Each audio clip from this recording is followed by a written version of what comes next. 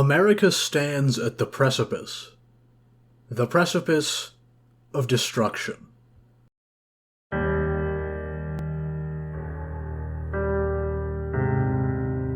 For nearly 250 years, we have stood as a beacon of democracy, prosperity, and liberty around the globe. And in the last century, with the fall of the Nazi Reich and the beginning of the Cold War, we became the greatest and the most powerful nation in human history. In 1991, the Cold War came to a decisive end, and America was ascendant across the globe. Nothing and no one, it seemed, could stand in our way.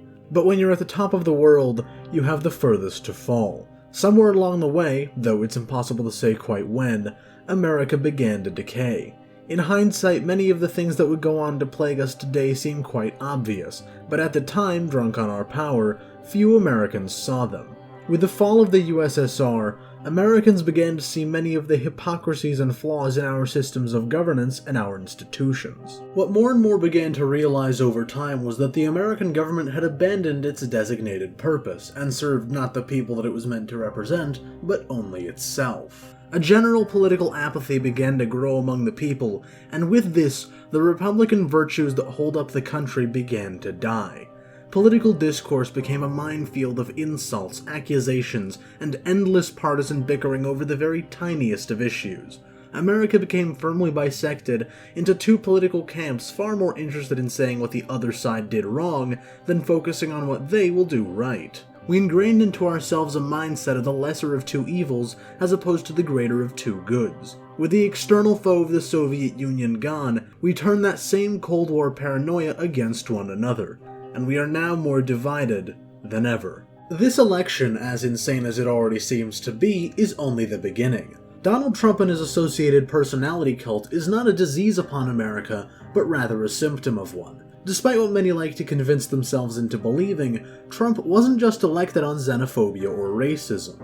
He was elected on a platform that opposed a stagnant and entropic political system that had absolutely failed in its duty to the American people for decades. And while Donald Trump ended up only making things far worse, to many at the time he represented change, while his opponent represented the status quo. Our broken system made Trump's ascendancy not only possible, but inevitable. And so although Joe Biden is the clearly superior alternative to Trump, he will not bring any of the change necessary to prevent someone like Trump from coming to power again, because he will not work to solve the root causes of his rise to power.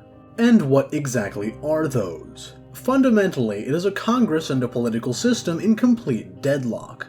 Back in the 1960s, cross-party cooperation was not the phenomenon it is today, but standard procedure. Come the 80s, and it's rather a bit more rare.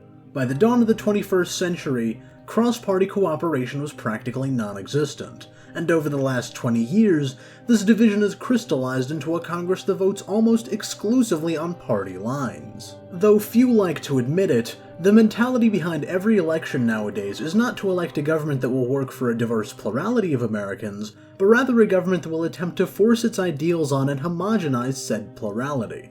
In this way, America at times is beginning to resemble the illiberal democracies of Hungary and Russia. The result? 43% of American families can't afford basics like food and rent. We've fallen from the best educated nation in the world to the 27th. Our life expectancy is actually dropping while it goes up in the rest of the developed world. People are being driven into bankruptcy by medical bills. Median household income has remained stagnant since the 1970s. The middle class is all but gone as a growing wealth gap consumes American society, and the nation burns. America is faced this year with a choice, not between Donald Trump and Joe Biden, but between instating change or continuing on the path to destruction. Neither Democrats nor Republicans are interested in meaningful reform, because both have been completely taken over by lobbyists and corporate interests. There is another option on every ballot, and several other options on some ballots.